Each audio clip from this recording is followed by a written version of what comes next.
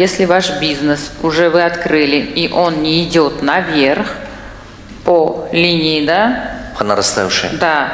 То значит вы идете вниз. Даже агарам хали ровно рафтангера, значит вы идете вниз. А для того, чтобы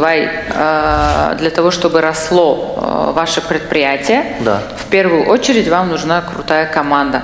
Да. То есть вот бисёр его я читамегум хама бафикрум в себе это узнают. Никто не сделает это лучше меня. Малучи хадамекным и когда наметунан, например, да, там коргаро. Как я сделаю, они не смогут сделать.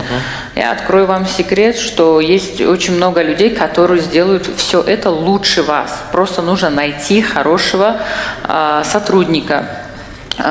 Сегодня вы можете легко находить сотрудников в интернете. Раньше было тяжело, нужно было искать кровью и потом гаунояёфтан. А сегодня вы можете в интернете найти какого-то СММщика, он даже может где-то сидеть там в России, я не знаю, в Европе, он может это все делать онлайн, помогать вам развивать вашу сферу деятельности.